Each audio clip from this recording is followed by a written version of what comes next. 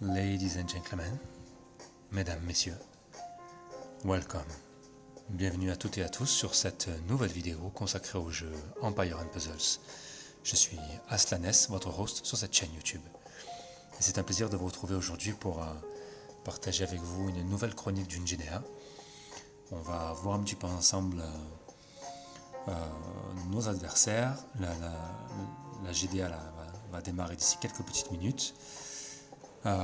Juste avant, on va faire le point sur la dernière GDA. Qui s'est soldée par une victoire. On a gagné donc 5040 points à 4905 points, donc c'était très serré. Meilleur joueur de notre alliance, ça, c'est Ladarche. Félicitations à toi avec 313 points, c'est super.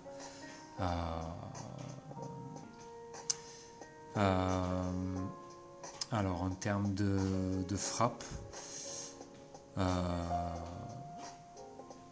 ils ont accumulé, donc ils ont pas accumulé, c'est qu'ils ont justement ils ont accumulé un nombre total de 18 frappes non faites, ce qui est énorme, et c'est ce qui leur coûte la victoire, parce que il aurait suffi que quelques-uns de leurs membres se connectent et fassent et gagner la victoire. Voilà. Donc voilà, et nous on a eu 3 frappes non faites pour un joueur de notre qui n'a malheureusement pas pu se connecter à temps. Mais bon, voilà, 3 frappes, c'est dommage, mais effectivement, il faut par une victoire. Du coup, bon, voilà, encore un bel exemple de travail d'équipe, et du fait que si vous faites toutes vos frappes, même si vous avez potentiellement des joueurs plus faibles dans votre alliance, que vous êtes plus faible par rapport aux autres, le fait de faire 100% de frappes ou de s'en rapprocher vous permet de vous assurer un minimum de victoires quoi qu'il arrive. Voilà.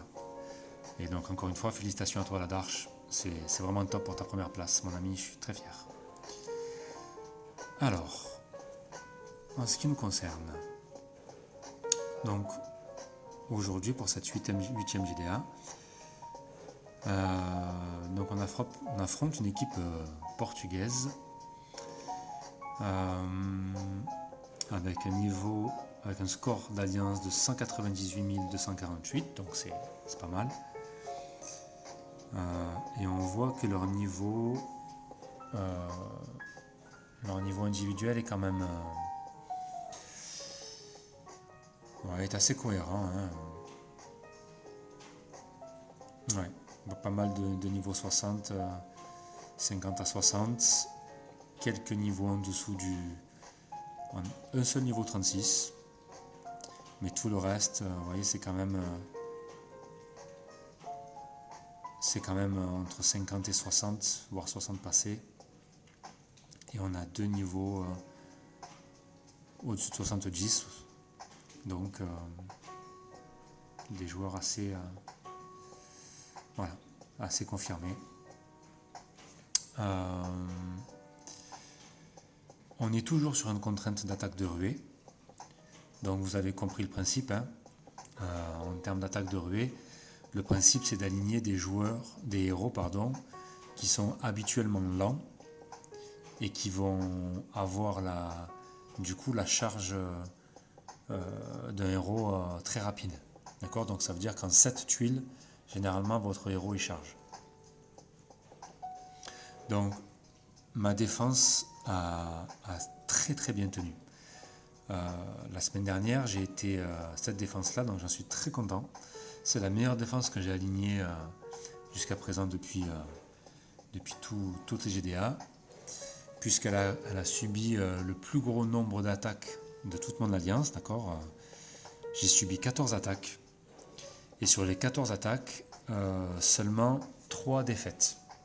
Ça veut dire quoi ? Ça veut dire que déjà pour éliminer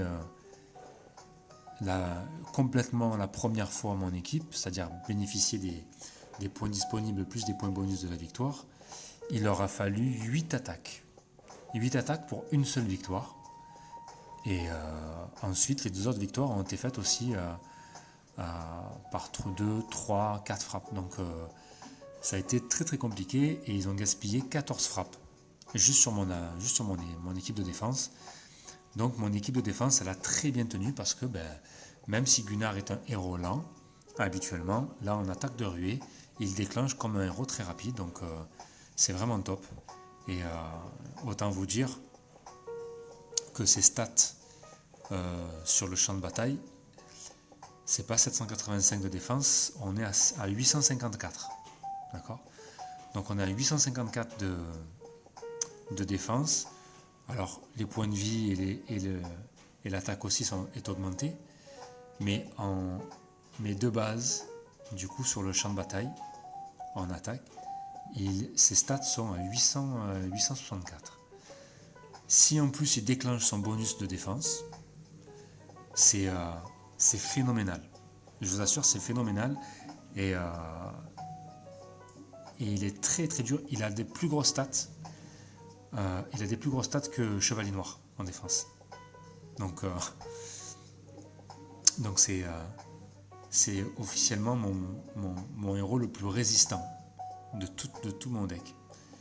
Voilà, donc n'hésitez pas, si vous avez des héros lents à mettre dans votre défense, il faut les mettre. J'avais mis aussi Mélendor, mais dans sa version de base, pas sa version costumée. Parce que dans sa version costumée, il octroie un bonus de défense. Mais le problème, c'est qu'il est inférieur à celui de Gunnar. Vous voyez ? Il est inférieur et il dure moins longtemps. Donc s'il déclenche juste après, ou pendant que Gunnar a déjà déclenché sa CS, il va remplacer le bonus de Gunnar, ce qui n'est pas intéressant pour moi. Donc du coup, je vais juste remettre la version non costumée. Voilà. Et qui, pareil, de toute manière, bénéficiera des bonus de costume une fois sur le terrain. Donc ses stats seront bien au-delà de 651 de défense. Donc c'est très bien. Voilà. Et pareil, Utao, qui est un héros lent, déclenche de la même manière que s'il était en rapide. Donc voilà. Donc quand vous déterminez votre défense pour une GDA en attaque de ruée, pensez à ça, pensez que dans votre deck, vous pouvez du coup placer des héros que vous ne mettez pas habituellement parce qu'ils sont moyens ou qu'ils sont lents, voire certains, il y a des héros qui sont très lents. Et bien là, du coup, potentiellement, vous pouvez les placer. C'est le moment de les mettre, de les aligner, parce que généralement, les héros lents, ils ont une compétence spéciale qui touche soit tous les alliés, mais qui touche, quand ils frappent, qui touche toute l'équipe, tous les héros en face adverse. D'accord ? Donc, ils ne vont pas s'attaquer à un héros ou 3 héros, ils vont s'attaquer à toute l'équipe. Et donc c'est intéressant de mettre une équipe de défense où généralement vos héros sont plutôt lents, mais peuvent taper sur tout le monde. Donc voilà, essayez de réfléchir à une bonne combinaison. Moi, encore une fois, je pars d'un principe que une équipe de défense, elle est faite pour résister. D'accord ? C'est-à-dire que le but, c'est de donner le plus de difficultés possible à l'équipe adverse de se débarrasser de vous. Si vous ne mettez que des attaquants, c'est ce que font beaucoup et ce que préconisent beaucoup, parce que c'est un choix, voilà, ça fonctionne. Ça fonctionne aussi en fonction de vos héros et de votre niveau, mais c'est à double tranchant, d'accord ? Moi, je peux vous garantir que une équipe qui n'a pas de soigneur, une équipe de défense qui n'a pas de soigneur, qui n'a pas de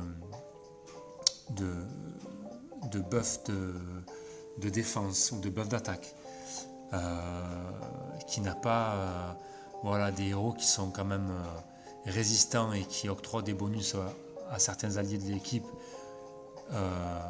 et qui renvoient à des dégâts, bon ben, il faut vraiment avoir une équipe de héros très costaud, d'accord, pour pouvoir vous en sortir, parce que généralement, alors je parle de, encore une fois, c'est un point de vue purement personnel, c'est que quand j'ai en face de moi en raid une équipe qui n'a pas de renvoi d'attaque, qui n'a pas de soigneur, et qui n'a pas de, de héros qui ont voilà, une compétence spéciale particulière sur la défense, ou comme Chevalier Noir qui a provoqué, euh, ben c'est pas si difficile que ça en fait. Une fois que si vous avez un bon plateau, les bonnes tuiles, et que vous partez sur un schéma d'attaque relativement classique, qui est dans votre équipe d'avoir un soigneur qui potentiellement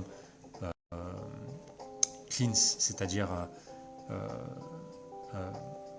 mince, purifie tous les effets négatifs de votre équipe, ou alors qui retire les bonus de l'équipe adverse en face. Si vous avez un casse défense, que vous avez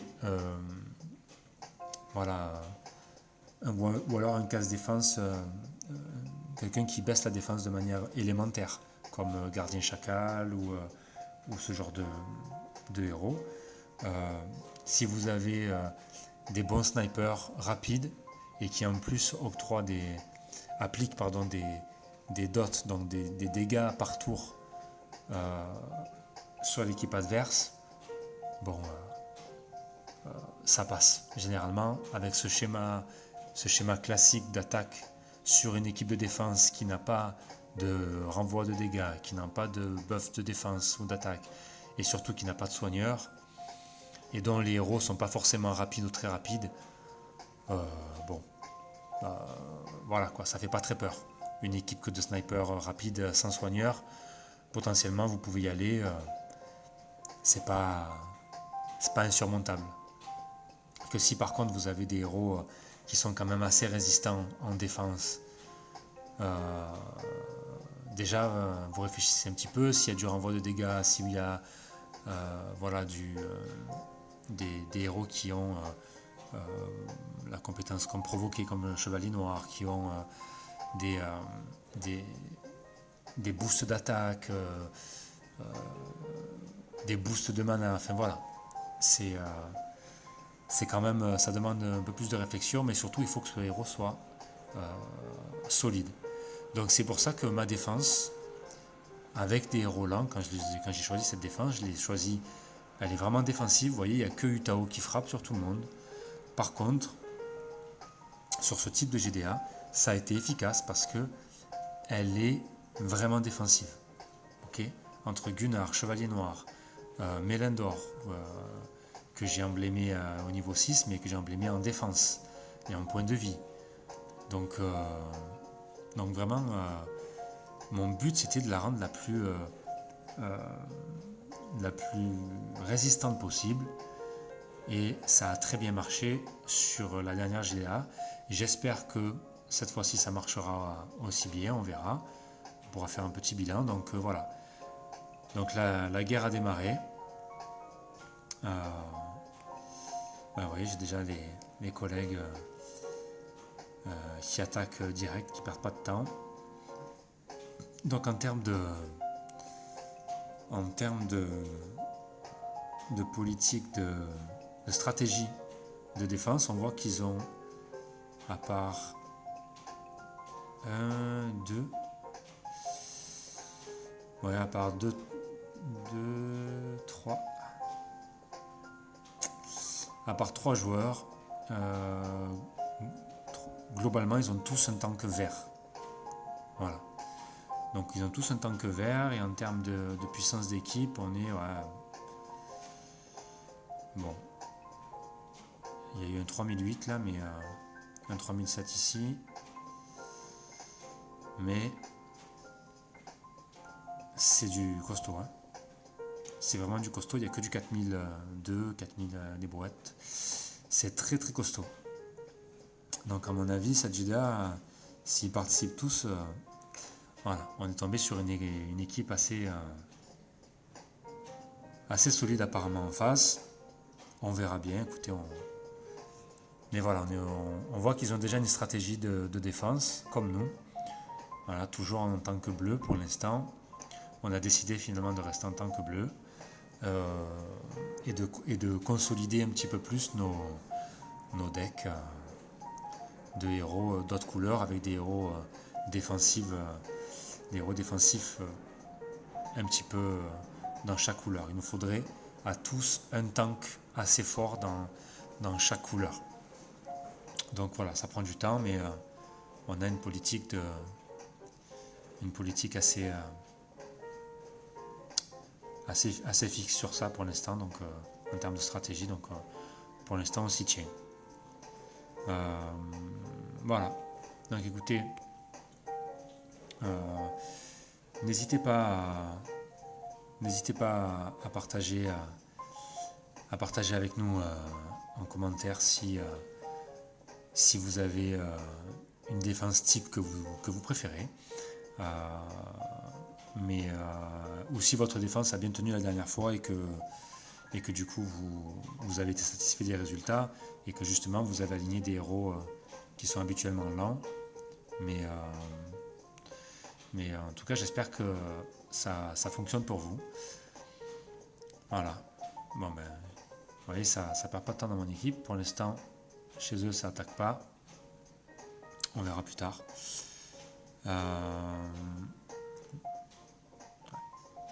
Voilà, ouais, du coup, nous aussi, notre score d'alliance, il est de 198 373. Donc, on est vraiment pareil, on est vraiment équivalent. Donc, c'est une GDA qui risque d'être intéressante et qui risque d'être assez serrée. Voilà, les amis. Sur ce, je vous donne rendez-vous demain pour la deuxième partie de cette chronique de GDA en attaque de ruée. J'espère que d'ici là j'aurai des bonnes informations à vous donner aussi demain. Donc sur ce, je vous laisse sur cette petite source de jazz comme d'hab. Je vous souhaite une très bonne journée à tous. Amusez-vous, profitez bien, prenez soin de vous et à demain. Bye.